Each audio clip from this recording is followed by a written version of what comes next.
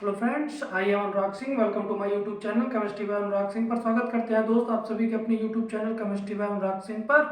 और आज हम लोग एक दूसरे सब्जेक्ट के टॉपिक को स्टार्ट करने जा रहे हैं। आपको इस पे केमिस्ट्री के तो पूरे मिलेंगे ही मिलेंगे, लेकिन क्लास 9th और 10th के लिए हो सकता है कि फिजिक्स के लगभग टॉपिक आपको इसी यूट्यूब चैनल से ही देखने के लिए मिल सकता है। तो उसी क्रम में आपकी शुरुआत कर रहे हैं, जो कि सबसे एक पॉपुलर टॉपिक होता है प्रकाश, जो कि केवल आपके लिए ही नहीं, 9, 10, 11, 12 कोई भी क्लास हो, हर किसी क्लास के लिए यह एक इंटरेस्टिंग टॉपिक होगा और मोस्ट इंपॉर्टेंट टॉपिक होगा, जिसका यूज हर किसी क्लास में किया जाता है। तो ये एक कॉमन टॉपिक हो जाएगा आपके लिए, जिनमें होता है कि प्रकाश। तो सबसे पहले प्रकाश शब्द से ही शुरुआत करते हैं कि प्रकाश क्या होता है। तो ये एक प्रकार की ऊर्जा होती है जो हमारी आंखों के प्रति क्या उत्पन्न करती है, संवेदना उत्पन्न करती है। मतलब जो ऊर्जा हमारे आंखों के प्रति संवेदना उत्पन्न करती है, उसी को हम लोग क्या कहते हैं, प्रकाश कहते हैं। प्रकाश क्या होता है, एक प्रकार की ऊर्जा होती है जो हमारे आंख के प्रति संवेदना उत्पन्न करती है, इसी को हम लोग क्या कहते हैं, प्रकाश कहते हैं। हम लोग करते क्या कि हम किसी वस्तु को जब देखते हैं तो वह दो प्रकार की घटना प्रदर्शित करता है। इसका मतलब यह है कि वह वस्तु हमें सीधे दिखाई दे देता है, और एक ये होता है कि जब हम उसे प्रकाश देते हैं तब वह हमें वस्तु दिखाई देता है।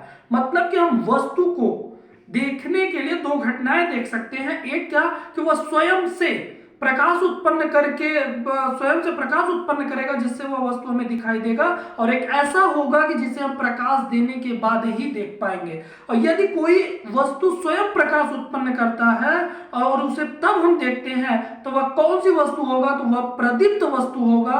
और यदि कोई वस्तु प्रकाश उत्पन्न नहीं करता है, बल्कि हम लोग क्या करते हैं, उस पर प्रकाश आपतित करते हैं, इसके उपरांत यदि वह वस्तु हमें दिखाई देता है तो उसे हम लोग अप्रदीप्त वस्तु कहते हैं। तो सबसे पहला प्रश्न ये हो गया कि कोई वस्तु हमें दिखाई किसके कारण देता है, किस घटना के द्वारा हम किसी वस्तु को देख सकते हैं। तो सदा याद रखिएगा, प्रकाश के परावर्तन के फलस्वरूप। अर्थात कोई वस्तु हमें प्रकाश के परावर्तन के फलस्वरूप ही दिखाई देता है। परावर्तन के बारे में भी हम लोग आगे पढ़ेंगे, लेकिन आपको यहां पर जनरली परावर्तन शब्द आ गया है तो इसका मतलब भी बता देते हैं कि जब कोई किरण किसी वस्तु पर आपतित होता है और यदि उसी माध्यम में लौट आता है तो इसी को हम लोग क्या कहते हैं, परावर्तन कहते हैं। अर्थात जिस माध्यम में वह किरण गई थी उसी माध्यम में परावर्तित होकर हमारी आंखों पर पड़ रही है, इसीलिए वह वस्तु हमें दिखाई दे रही है, अन्यथा वह वस्तु हमें दिखाई ना देती। तो इसका मतलब कि परावर्तन का जो घटना है, इसी कारण से हमें क्या होता है, वस्तु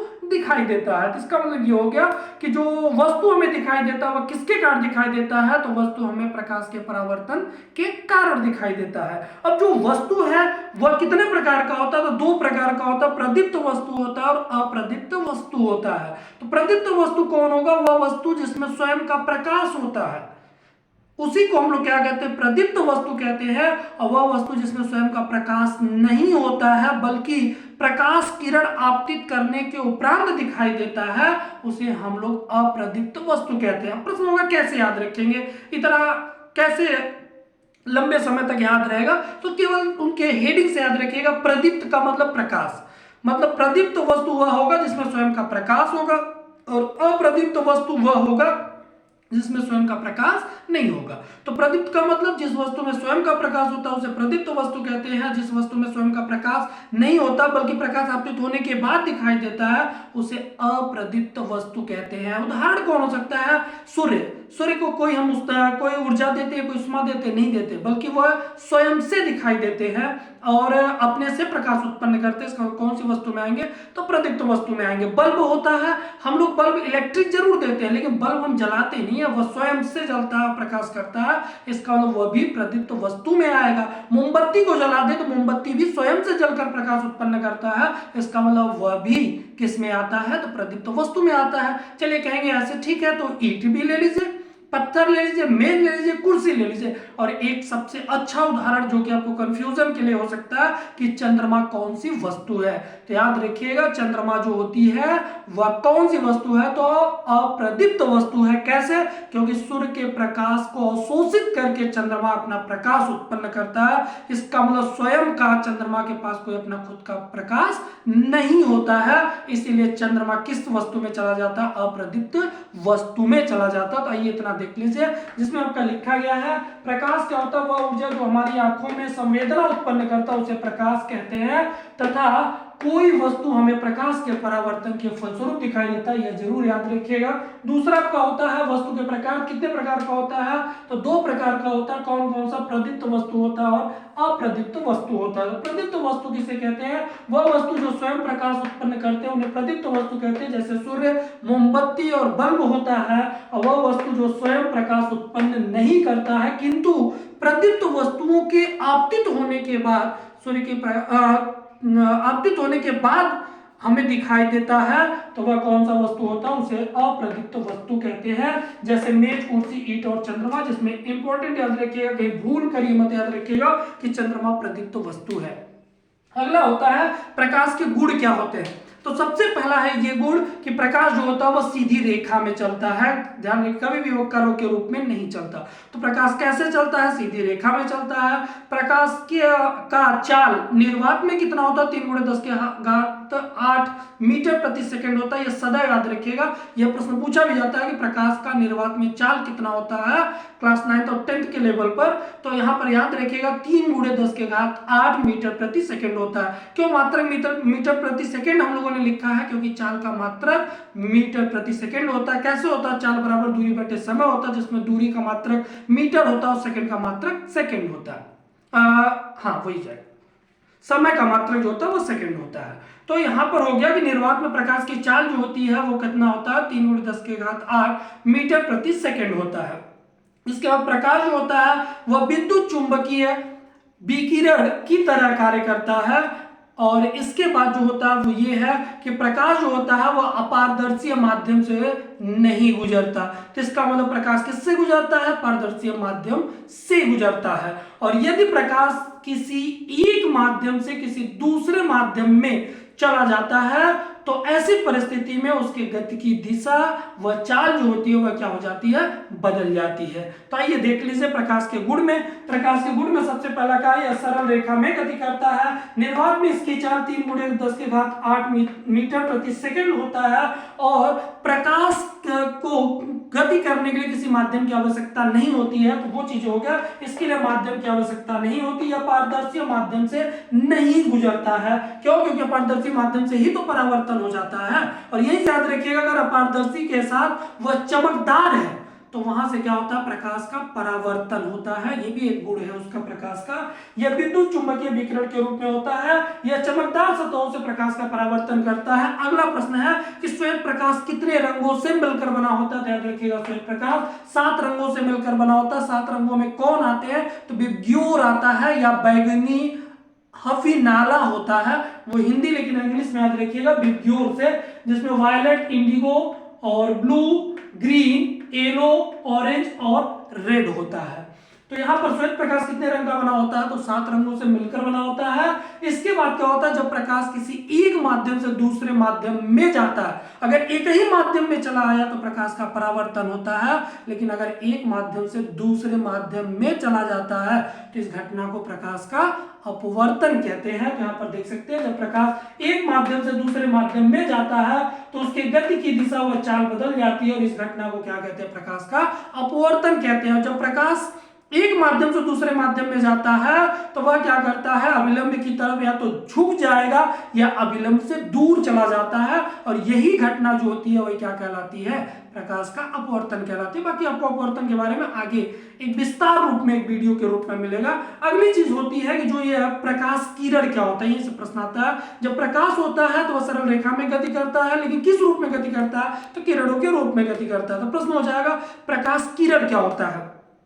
तो एक समांगीय, किसी समांगीय माध्यम में किसी एक बिंदु से किसी दूसरे बिंदु तक जिस ऋजुरेखीय मार्ग से गति करता है उसी को क्या कहते हैं, प्रकाश किरण कहते हैं। समांगीय माध्यम में कोई प्रकाश एक बिंदु से दूसरे बिंदु तक जिस ऋजुरेखीय मार्ग से होकर गति करता है या होकर जाता है उसी को हम लोग क्या कहते हैं, प्रकाश किरण कहते हैं। ये अगला प्रश्न बन जाता है। प्रकाश किरण को प्रकाश का किरण भी कहते हैं और इंग्लिश में रे ऑफ लाइट के नाम से जाना जाता है।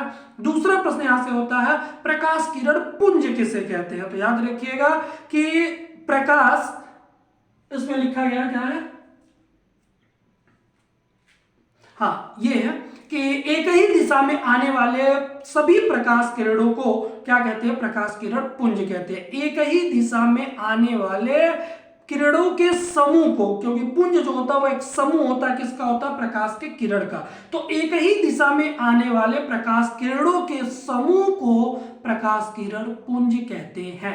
अब प्रश्न होता है प्रकाश किरण पुंज कितने प्रकार का होता है? तो एक बस उदाहरण याद रखिएगा, इसी से सारी परिभाषा आपको याद रहेगी। मान लीजिए आपके किसी दोस्त के घर पर कोई कार्यक्रम है या कोई अरेंजमेंट है, कोई व्यवस्था है और उस समय आपको इनवाइट किया गया है, तो आप लोग क्या करते हैं, अलग अलग स्थानों से उस दोस्त के कार्यक्रम में उपस्थित होते हैं और जैसे ही वह कार्यक्रम समाप्त होता है फिर आप क्या करते हैं, अपने घर की तरफ गंतव्य कर जाते हैं, चले जाते हैं। बस यही याद रखिएगा, यहीं से आपको पूरा मिल जाएगा। तो जो आपका प्रकाश किरण पुंज होता है वह कितने प्रकार का होता है? 3 प्रकार का होता है। अभिसारी होता है, अपसारी होता है और क्या होता है, समांतर प्रकाश किरण पुंज होता है। कन्वर्जेंट लाइट होता है, डाइवर्जेंट लाइट होता है और पैरेलल लाइट होता है। तो यहां से आपको क्या मिलेगा, अपसारी, अभिसारी और समांतर प्रकाश किरण पुंज किसे कहते हैं? तो मैंने क्या बताया कि जब किसी दोस्त के घर पर आप अलग अलग स्थानों से आते हैं तो यह क्या कहलाएगा, तो याद रखिएगा इसे अभिसारी कहते हैं। मतलब कि अलग अलग स्थानों से प्रकाश किरण पुंज एक स्थान पर जमा होते हैं तो उसे हम लोग अभिसारी प्रकाश किरण पुंज कहते हैं। और जैसे ही कार्यक्रम खत्म होगा आप अपने अपने घर की तरफ जाएंगे तो आप एक जगह से अपने अलग अलग जगहों के लिए, अपने अलग अलग घर के लिए निकल रहे हैं, ये क्या कहलाएगा, तो ये आपका अपसारी कहलाता है। मतलब कि ढेर सारे प्रकाश किरणें एक बिंदु पर जमा हो जाए, एक बिंदु पर आए तो उसे अभिसारी कहते हैं। और किसी एक बिंदु से प्रकाश किरण अलग अलग दिशा में चली जाए तो उसे हम लोग अपसारीय प्रकाश किरण पुंज कहते हैं। और सबसे लास्ट होता है जब प्रकाश किरण एक दूसरे से नहीं मिलती है, एक दूसरे को नहीं काटती है, तो इसी को हम लोग क्या कहते हैं, समांतर प्रकाश किरण पुंज कहते हैं। आइए यहां से देख लीजिए क्या हो गया, प्रकाश किरण पुंज क्या होता है, एक ही दिशा में जाने वाले प्रकाश किरणों के समूह को प्रकाश किरण पुंज कहते हैं। प्रकाश किरण पुंज कितने प्रकार का होता है, तो 3 प्रकार का होता है। कौन कौन सा? अभिसारी प्रकाश किरण पुंज, जब आपतित प्रकाश की सभी किरणें एक ही बिंदु पर, यही सबसे मोस्ट इंपॉर्टेंट है, क्या हो जाएगा कि सभी प्रकाश की किरणें एक ही बिंदु पर मिलती हैं तो उसे अभिसारी प्रकाश किरण पुंज कहते हैं। और जब प्रकाश किरणें एक ही बिंदु से आती हुई प्रतीत होती है, मतलब एक बिंदु से कई दिशाओं में निकल जाए तो यह क्या हो जाएगा, अपसारी प्रकाश किरण पुंज हो जाता है। और जब प्रकाश किरणें आपस में नहीं मिलती, एक दूसरे को नहीं काटती है तो उसे समांतर प्रकाश किरण पुंज कहते हैं। और चित्र के माध्यम से समझाया भी गया कि इस एक बिंदु पर क्या कर रहा है, इन विभिन्न दिशाओं से ये प्रकाश आपका इधर से भी आ सकता है, किसी दिशा से, तो ये क्या हो जाएगा, आपका अपसारी हो जाएगा। यहां देख सकते हैं एक बिंदु से इस दिशा में, इस दिशा में, इस दिशा में और इस दिशा में जा रहा है, इसे हम लोग क्या कहते हैं, अपसारी कहते हैं। और यहां देख सकते हैं कि ये लाइन एक दूसरे को मिल नहीं रही है, किरणें आपस में एक दूसरे से नहीं मिल रही है, इसे हम लोग क्या कहते हैं, समांतर प्रकाश किरण पुंज कहते हैं। तो आज के लिए आपको इतना ही। यदि वीडियो सेशन पसंद आया तो लाइक, सब्सक्राइब, शेयर करना ना भूलें। साथ ही बेल आइकन को जरूर प्रेस करें ताकि इस चैनल से आने वाले प्रत्येक नए वीडियो आपको आसानी से मिल सके। जय हिंद, धन्यवाद।